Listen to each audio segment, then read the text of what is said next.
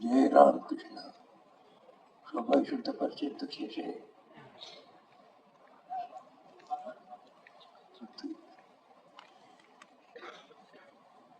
ওম স্থাপকায় চ ধর্মস্য সর্বধর্মস্বরূপিণে अवतार वरिष्ठाय रामकृष्णाय ते नमः। जननीं शारदां देवीं रामकृष्णं जगद्गुरुं पादपद्मे तयोः स्थित्वा प्रणमामि मुहुर्मुहुः। नमस्ते यतिराजाय विवेकानन्दसूरये सच्चित्सुखस्वरूपाय स्वामिने तापहारिणे।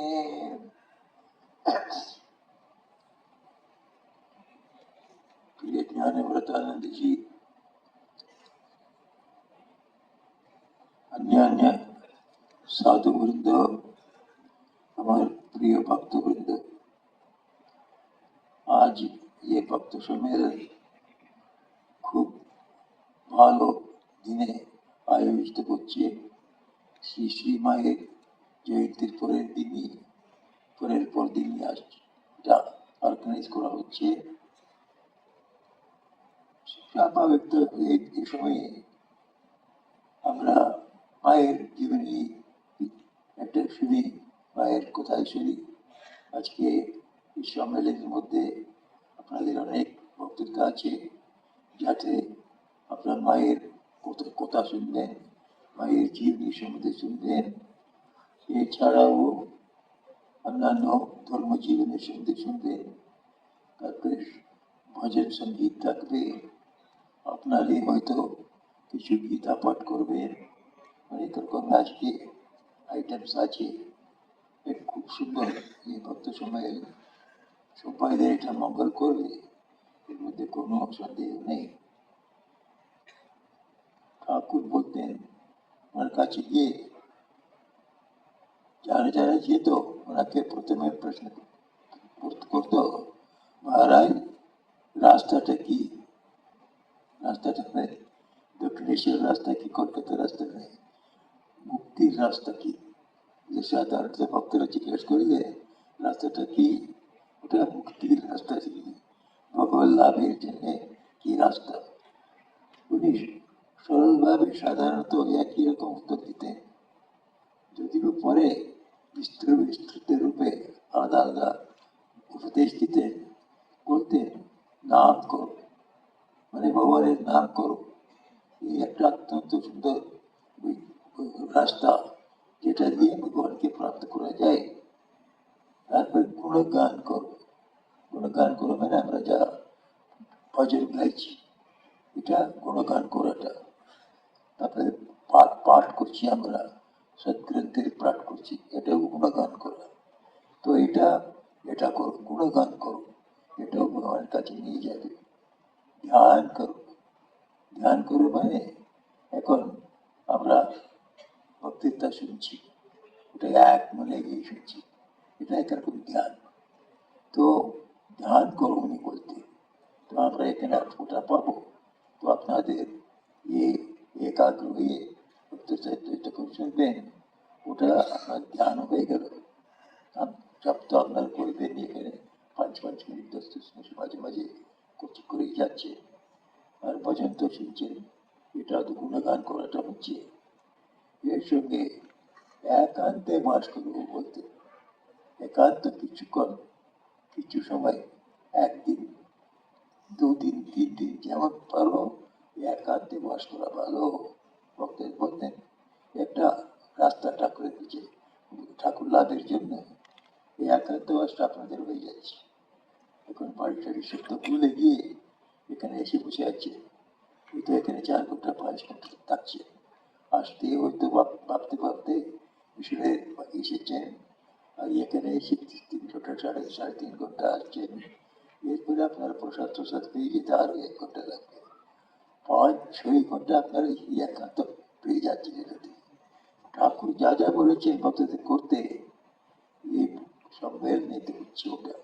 এই ভক্তের সঙ্গে এই ভক্ত সম্মেলনে হয়ে যাচ্ছে। তো এই যে ঠাকুর এটাই বলতেন যে সৎসঙ্গ করো, এটা বলার পরে নাম করো এবং গুণগান করো এবং ওনার ধ্যান করো, এসব বলার পরে বলতেন সৎসঙ্গ করো। সৎসঙ্গ মানে সত্য লোকের সঙ্গ, মানে সত্য লোকের সভা, এটা আমরা সৎসঙ্গ বলতে পারি। আপনারা সবাই এসেছে, এটা সৎ উদ্দেশ্যে এসেছে, ভালো উদ্দেশ্যে। উদ্দেশ্যটা কি? আমরা ভগবানের সম্বন্ধে শুনবো, ধর্মের সম্বন্ধে শুনবো, শ্রী শ্রী মায়ের সম্বন্ধে শুনবো, এটা শুধু উদ্দেশ্য। উদ্দেশ্যটা অত্যন্ত ভালো, এটা ভগবত সম্বন্ধিত, যা যা বিষয়ে আপনি শুনবো আর আর দেখবো, এটা যে এসেছেন, এটা হচ্ছে সৎসংকল্পের সঙ্গে এসেছেন। এরকম যাদের মনে সৎসংকল্প আছে, সৎ বিচার আছে সবসময়, ওরাই সত্য লোক। সাধারণত আমরা সত্য লোক হলে আমরা সন্ন্যাসী মনে করি। তুরিয়ানন্দ স্বামীজিকে একবার জিজ্ঞেস করা হয়েছিল, সত্য লোক মানে কি? সৎসঙ্গ, সৎসঙ্গ বলছি মানে সৎ লোকের সঙ্গ সভা, এটা নামটা গিয়ে সৎ কে? সৎ লোক। স্বামী তুরিয়ানন্দ স্বামী আমাদের মঠের অদ্ভুত সাধুবুদ্ধি। তো আপনারা তো যে ঠাকুরের জীবন পড়েছেন জানেন, তুরিয়ানন্দ স্বামীজিকে স্বামী ঠাকুর বলতেন ঠিক গীতার মতন, ভগবত গীতার মতন যোগী। তো সেরকম যোগী উনি উত্তর দিলেন, সত্যবাদী সন্ন্যাসী নয়, সবসময় যাকে দেখলে তোমার ভগবান মনে পড়বে ও সত্য লোক। যেমন উনি উদাহরণ দিচ্ছেন ঠাকুর, যদি এখন বৈদ্যকে দেখলে আপনার একটা রোগের স্মরণ আসবে, ও এই বৈদ্যের ওষুধ খেয়ে আমি ঠিক হয়েছি, হয়তো ওষুধ হতে রাগ হয়েছি, কিন্তু বৈদ্যকে দেখতেই তো রোগের মনে পড়ে গেল। সেরকম আরেকটা উদাহরণ দিচ্ছেন ঠাকুর, লাইয়ারকে। একটা লাইয়ারকে দেখলে কোর্টের মনে পড়ে যায়, ও এই লাই আমাদের কেস করেছিলেন, এই 15 বছর আগে আমাদের, আমরা এই খেয়েছিলাম। 15 বছর আগে চাট করে আপনার মনে পড়ে যায় লাইয়ারকে দেখলে। যেমন সবসময় লাইয়ারকে দেখলে কোর্ট মনে পড়বে, সেরকম বৈদ্যকে দেখলে রোগ মনে পড়বে। সেই রকম কিছু কিছু লোক আছে, ওদের দেখলে ভগবান মনে পড়বে, ঠাকুর মনে পড়বে। এরকম ঠিক কেউ একটি ভক্ত আছে, আমাদের অনেক ভক্ত আছে, ওরা সবসময় সারাদিন ঠাকুরকে নিয়ে ব্যস্ত। ওকে দেখলেই ওরা খুব ভালো লোক, সবসময় ঠাকুরকে নিয়ে ব্যস্ত। বাড়িতে গেলে হয়তো রামায়ণ পাঠ করছে, না গীতা পাঠ করছে, আরো কিছুক্ষণ পরে গেলে তো পূজা করছে, তারপরে কিছু অন্নদান করছে, তারপরে কিছুক্ষণ রেস্ট নিয়ে তবে বিকালে উঠলেই আবার মন্দির গিয়ে বসে আছে, মন্দির কিছু যোগ করছে, তারপরে মঠে যাচ্ছে, আশ্রমে যাচ্ছে, সবসময় ব্যস্ত ঠাকুরকে নিয়ে। ও মানুষকে দেখলে এই লোক যে কাজের মধ্যে শুধু যাই সময় পাবে ঠাকুরকে নিয়ে ব্যস্ত। এরকম লোক আছে, এরা সব সত্য। আমরা মোটামুটি এরকম হতে চাই। আমরা আমাদের ভক্তরা সবাই তো নিজের কর্তব্য করবে, এইসব ঠিক করবে, কিন্তু অন্য সময়ে সবসময় ঠাকুরের সম্বন্ধে, মায়ের সম্বন্ধে, বিবেকানন্দের সম্বন্ধে, ডাইরেক্ট রিসার্চদের সম্বন্ধে এবং রাম, কৃষ্ণ, এদের সম্বন্ধে, ভাগবত রামায়ণের সম্বন্ধে চিন্তা করে সবসময় খালি সময় ছুটতে নেই। বারে বারে শ্রীরাম বলতেন, কোনো সময় খালি মনটা ছাড়বে না। খালি মন থাকলে ওর মধ্যে দুর্বিচার আসবে, দুর্বিষয় আসবে। সেই জন্য সবসময় মনটাকে ভালোভাবে ভরে রাখতে হবে। এর জন্য ওরা অনেক রকম উপায় বলতেন, ওটার মধ্যে হচ্ছে ঠিক নাম করা।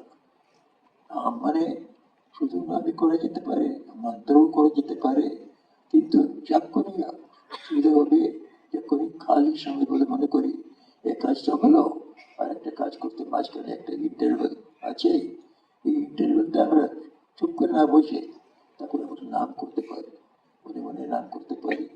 আর কোনো কোনো আওয়াজ নেই, কিছু নেই, কেউ বুঝতে পারবে না, কিন্তু আপনি মনে মনে নাম করে যাচ্ছেন। এটা খালি সময় পেলে যখন ভগবানের নাম এসে যায় মনেতে, তখন অন্য বিষয় করতে পারবে না। কাজের সময়ে পুরো মনটা কাজের উপরে লেগে থাকবে, পুজোর সময়ে পুজোর লেগে থাকবে, অন্যান্য মাঝখানে কোনো ইন্টারভিউতে আসবে, যখন অন্য বিষয় ঢুকতে পারে ওর সঙ্গে আমরা আগেই ঠাকুরের নাম ঢুকিয়ে দিই, নাম জপ করে আরম্ভ করে দিই, তাহলে অন্য বিচার অন্য বিষয় ঢুকতেই পারবে না। এই সম্বন্ধে আমাদের সব ডাইরেক্ট রিসার্চ বলেছেন, ঠাকুর বলেছেন, মা তো বারবার বলছে, সবসময় তোমার মনেতে ঘড়ির কাঁটা যেমন চলছে তেমনি নাম করে যাও। নাম করতে থাকলে কি হবে, কোনো খারাপ চিন্তা আসতে পারবে না। খারাপ চিন্তা না এসে আসলে কি হবে, এর নামের এর পরিণামটা, এর একটা এর একটা এফেক্টটা আমাদের মনের উপর হতে থাকবে। ধীরে ধীরে ধীরে ধীরে ও খারাপটা কোনো ভিতরে আসছে না, আচ্ছা ভালো সংস্কারটা পড়ে যাচ্ছে। এটাই আমাদের ভালো হবার রাস্তা। ভালো হবার পরেই তো মানে ভগবান চিন্তা করা, ভগবানের নাম করা, ভগবত ভক্তের সঙ্গে কথাবার্তা বার্তালাপ করা, ভালো ভালো সৎসঙ্গে গিয়ে মিলিত হওয়া, এসবই তো ভালো হওয়া। ভালো হওয়ার রাস্তাটা খুলে যাবে। তো সৎসঙ্গেতে অনেক এরকম কাজ হয়। এখন এই সৎসঙ্গের একটা বিশেষতা আমি অনেকবার দেখেছি, আপনাদের মধ্যে সবাই তো অনুভব করেছেন, বাড়িতে বসে ধ্যান ভজন সবাই করছে, সকালে বিকালে, হয়তো আরেকবার তিনবার কেউ করছে, কেউ 4 বার করতে পারে। বাড়িতে আমরা ধ্যান করি, জপ করি, ওর এবং এরকম সৎসঙ্গে এসে এখানেও তো আপনারা জপ করছেন, এখানেও ভজন শুনছেন, এখনো ধ্যান করে চেষ্টা করছেন। তো দুটোর মধ্যে তফাৎ আছে। এই সৎসঙ্গের ব্যাপারটা অত্যন্ত সরল করে দেয়। বাড়িতে আপনারা বলেছি, আপনি হয়তো ধ্যানে বসবেন, ধ্যানে বসে 5 মিনিট হোক 10 মিনিট হোক, এত অন্যান্য চারিদিক থেকে আওয়াজ, শব্দ, কথাবার্তা আপনাকে ডিস্টার্ব করে দেয়, আপনাকে উঠিয়ে দেয়। আর শব্দ কেউ না থাকলেও আপনার সেলফোন তো আসবে ও কল করবে, তো আপনি জ্ঞানে বসবেন, সেলফোন কল করছে, এখন আপনি মনে করবেন না এখন এই সেলফোন পড়তে দেবো না, কিন্তু আপনি জব করতে পারবেন না। কি হয়তো খুব ইম্পর্টেন্ট এসেছে, অমুক করতে এসেছে, ও মনটা জাগর করে দিতে। তার মানে বাড়িতে আমরা জব করতে পারি, ধ্যান করতে পারি, কিন্তু তফাৎ আছে, ডিস্টার্ব হতেই থাকবে। ও ডিস্টার্বেন্সের মধ্যে যা পারছেন করে দিচ্ছি আমরা। কিন্তু এখানে আপনারা এসেছেন, এখন দেখছেন আপনি অলরেডি এসে 8 ঘন্টা হয়ে গেছে। 8 ঘন্টার মধ্যে আপনি বেদ পাঠ শুনলেন, তারপরে এখন আমার কথাটা শুনে যাচ্ছে, এটাতে 8 ঘন্টা চলে গেছে, কেউ আপনাকে ডিস্টার্ব করেনি। শুধু বেদ পাঠটাও ভগবানের সম্বন্ধে, আমার কথাটাও ভগবানের সম্বন্ধে 8 ঘন্টা একান্তভাবে একাগ্রমনেতে শুনতে পাচ্ছি। এর মধ্যে এরও 3.5 ঘন্টাও যাবে। 3 ঘন্টা আপনি বসে থাকবেন, আপনার কোনো এফার্ট নেই, ওর জন্য কোনো কষ্ট করছে হচ্ছে না, পরিশ্রম করতে হচ্ছে না, তবু আপনার মনটা ভগবানের সম্বন্ধে, ঠাকুরের সম্বন্ধে লেগে থাকবে। 3.5 ঘন্টা বড় বড় যোগীরা পর্যন্ত করতে পারে না, আপনি আপ হয়ে যাচ্ছে সৎসঙ্গে। আমি সাধারণত একটা উদাহরণ দিই, সৎসঙ্গের সঙ্গে ওর সঙ্গে আমি সমাপ্ত করবো। দেখুন সাঁতার কাটি আমরা, সাঁতার কাটলে ওটা পুকুরেতেও সাঁতার কাটি, গঙ্গাতে গিয়ে সাঁতার কাটি, দুটোতে তফাৎ আছে।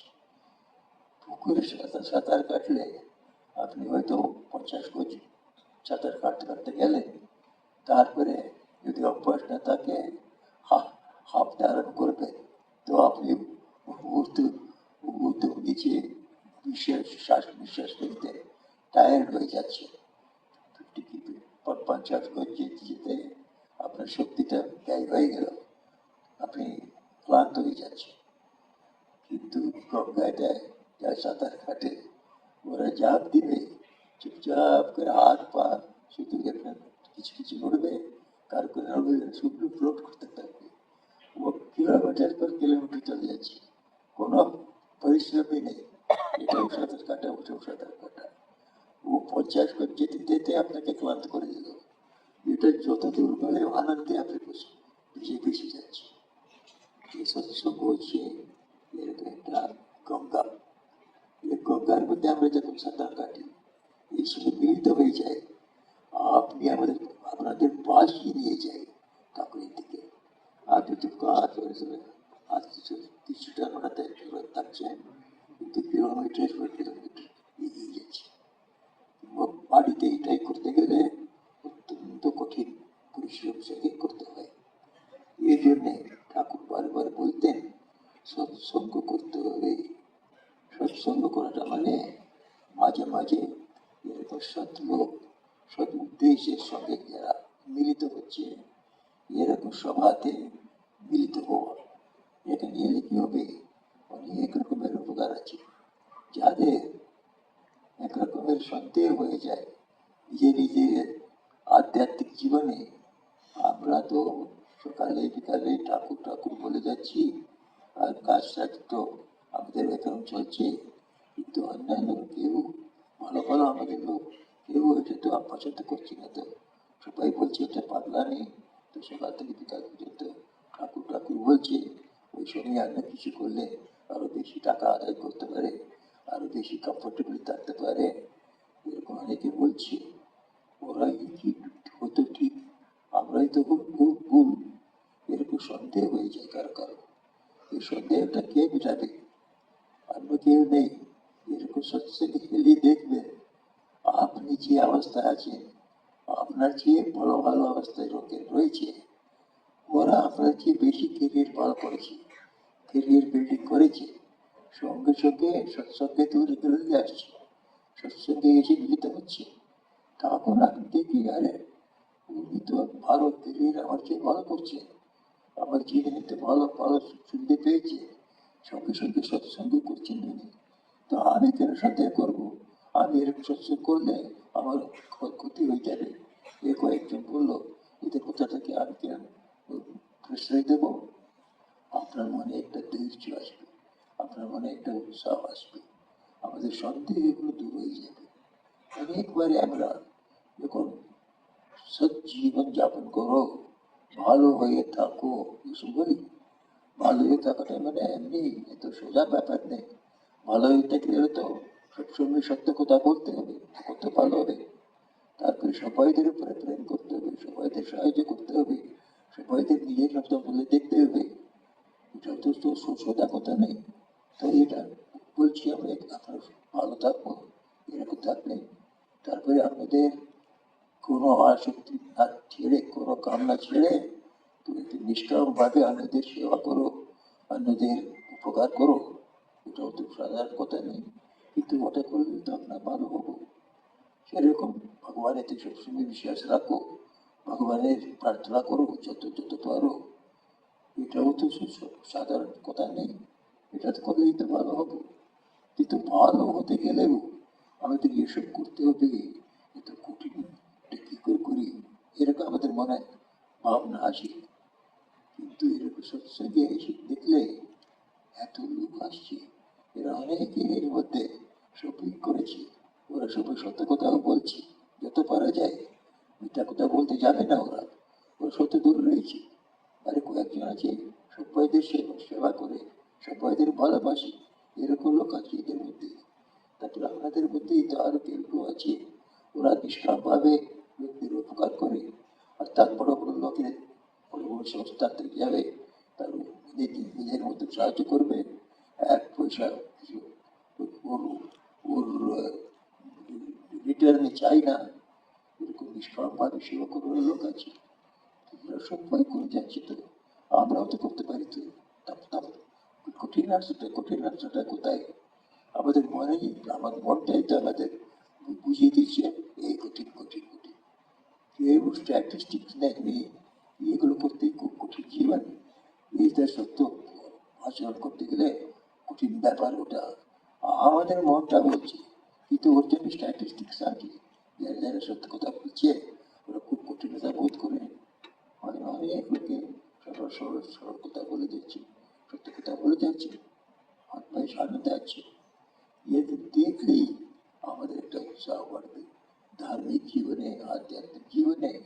আমরা যেমন যেমন সঙ্গীতের মতন আমাদের স্বভাব হয়ে যায়, এরকম সঙ্গীতে যারা মিলিত হয় ওদের আপনি নিজের চিন্তা না করেই সৎগুণগুলো জীবনে আসছে, সত্য কথা আসবে, অন্যদের ভালোবাসা আসবে, তারপরে নিষ্কাম সেবার ভাব আসবে, ভগবানেতে আস্থা, ভগবানেতে শ্রদ্ধা, বিশ্বাস আসবে, এবং প্রার্থনাতে একটা রুচি আসবে, জপিতে রুচি আসবে, আপনি আপ আসবে। এই জন্য আমাদের